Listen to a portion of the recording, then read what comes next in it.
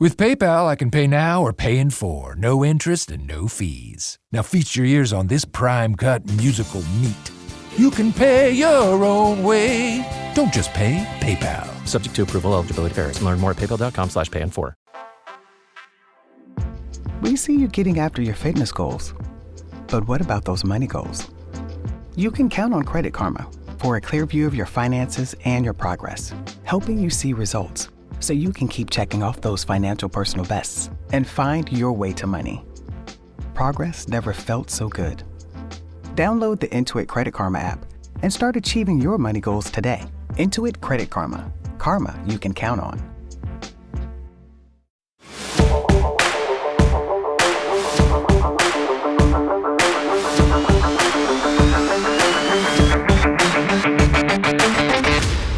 What do hiring coaches, athletic directors, and coordinators really want to know about you?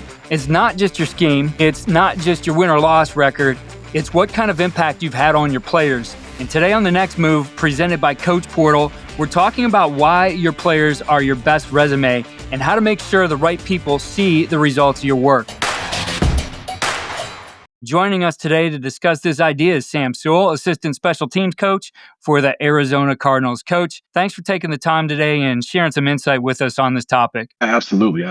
Thanks for having me. Happy to be here. Happy to be on. So, Coach, tell us the main idea here. This idea of your players are your resume. I mean, they are, obviously, we always talk about what you see on tape is what you're coaching, but the players are more than what they are on tape, too. You're developing on and off the field. So what is it you really feel are the important things in developing players and this behind this idea of your players being your best resume? And I think that so many people put a strong emphasis on career advancement, right? It's always what's next? How can I advance? And I think, in my opinion, at least, far more should be put into career equity. And what career equity is to me, it's how much you're pouring into your players. And every job I've ever had, the first thing that's been asked of me is some version of, can you take players where they can't take themselves? Can you make these guys the best versions of themselves? Can you take a room and leave it better than you found it? And so when it comes to just being able to show and to have examples of and to talk about how much you can cause your players to grow, that's what your resume is. You know, I've seen so many resumes or been a part of so many interviews that have accolades and all conference. And, you know, those things are important, right? Stats are important. It's a results-based business. But if you're in an interview pool against other people, I mean, everybody's resume has those same things. And I was told a while ago, especially when it comes to the hiring process, that people forget stats and numbers very, very fast. They have no bandwidth to keep that in there, you know, but what they remember are stories. And they want to hear if you can talk about how you've developed players, you know, how you've helped them grow, how you've gotten more out of them than they thought was even in there. And when it comes to just that overall development aspect, I think that if you can show that whatever you're given, right, we're all given some type of a basket of oranges. If you can, look, I can consistently squeeze more juice than other guys can, then I think that every head coach and every coach that's hiring that's what they're looking for, plain and simple. I think that in terms of being able to show, right, how can I prove this? What's my proof? When it comes to the film aspect, if you can show individual, you can show team, you can show games, and look, what I'm teaching, they're using it. I think that kind of hits a football aspect that coaches love to see. But if you can also do the same thing in terms of who the person is, right? Who the kids are. This is a process that I'm using. And now I have these guys who are getting better grades in college than they were in high school. And this is why. And these are where these guys are at now. You know, this is his job now.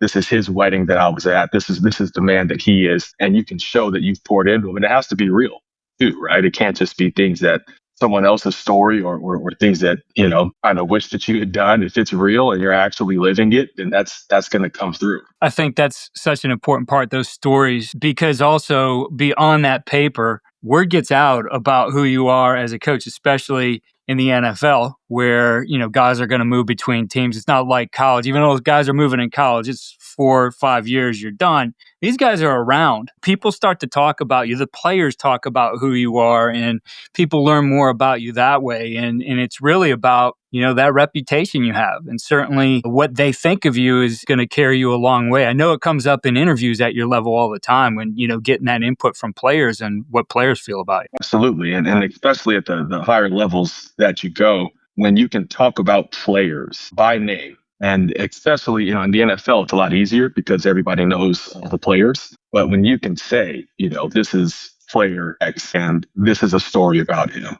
and you can talk about that. And just like you're saying, the players talk. If you're saying something that's not true, it's going to get found out, right? So you have to actually be living this. But that's one of the most powerful things. In talking to a head coach of another team last year, actually, he was talking about kind of his experience and fell into this thing that we're talking about now, just gushing on his players and experiences with them. And, this was an issue he had. This is how he fixed it. And this was our relationship. This is why he listened to me. And, he's just talking and he's just explaining something and trying to get it off his chest. But that was the thing that resonated far more than schedules and individual outline plans or, these are my quarters beaters. What resonated was, hey, that story that you told us. Yeah. What was a moment, I guess, when you realized that your impact is way bigger than the X's and O's, way bigger than football? First, for me, that impact was something that I felt personally, just as a player in college.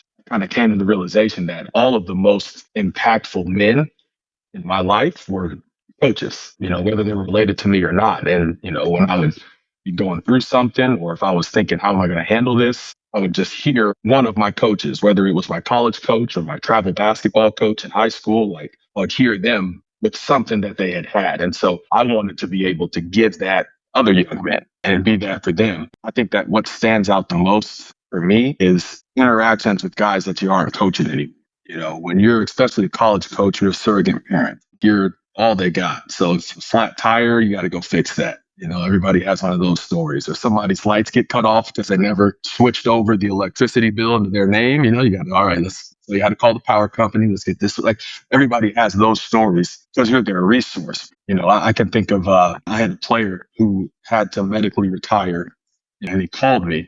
Obviously, he was struggling with that, right? He was a young player and had dreams, aspirations, and calls and says, I don't know what I'm going to do now. What am I supposed to do? Like, I'm a football player. That's who I am, and now this is gone. Like, I don't know who I am anymore. And I told him, I said, if you think that a football player is all you are, then I did a poor job coaching you because, you play football, but that's not who you are. You're so much more than that. You're going to be alive a lot longer. You're going to play football. Him reaching out was just a reminder. Because we all have this, right? A former player calls you up and says, hey, coach, like you're still coach for him. And so I think that whenever it's somebody who used to play for you, and you're always coach to them, that's how you know you had a real impact. For our listeners out there, what advice would you give a coach who wants to find a way and make sure that his work with his players does get noticed? Might be known for those X's and O's, but also making sure that in that process and talking to a coach and talking to a hiring committee, whatever it might be, that they're able to bring that into that process as well. You mentioned reputation earlier, and that's the biggest piece, right? Nobody is hiring someone who they don't have a resource they can call and say, tell me about this guy. And there's a couple things that surfaced that have come up that coaches have mentioned to me. And I think, again, kind of referencing back to this, if you're trying to do it, if it's not real, then you're going to have a hard time making it show the way you want to. So you have to believe in it. But the first one is I had a coach say that, hey, whenever we're at practice, all your guys, they're always standing right next to you. They're always, all your guys are right next to you. They're always watching the play. You're talking the whole time. And he's like, I haven't really seen that. Now, for me, selfishly, it's for one, I'm coaching running backs. They can get a little squirrely. So the closer that they are to me, we're kind of getting any type of issues out of the way. But the other reason is, like it's a chance just to keep coaching, right? The field's an extension of the meeting room. So self-serving, in my opinion, but from the head coach's perspective, he's like, man, like, all the guys are there. He's always coaching. Like, they must care about him. Another one is kind of along those same lines is, I'd always bring my guys into my office during the day. Right? Like, hey, sometime during the day, I got to come check in. A little bit self-serving. Like you can check on grades, you can check whatever it is. But then naturally, it turns into, you're just sitting there talking, right? Talking about life, talking about their family. And in that same vein, the head coach, he says, hey, I think it's really cool. Your guys are always in your office. Oh, yeah. Well, part of it is trying to keep on the straight and narrow. But again, it's players didn't like you. They're not going to stop by.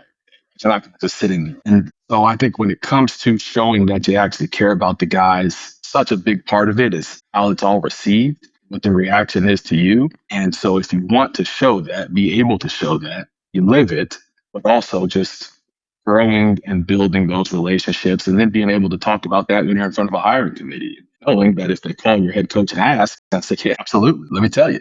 It's great stuff, Coach. I really appreciate you taking the time, sharing some insight here on the profession and things that we can do to get ahead. And certainly investing our time in players is one that's always going to pay off for us. So again, thanks for your time and best of luck to you and the Cardinals this year. Thank you so much. If your players are your best resume, make sure the right people can see it. Upload your profile and coaching film to Coach Portal today and let your work speak for itself. Be ready when the next opportunity opens. Go to coach-portal.com, enter the code CC Podcast, and make your next move.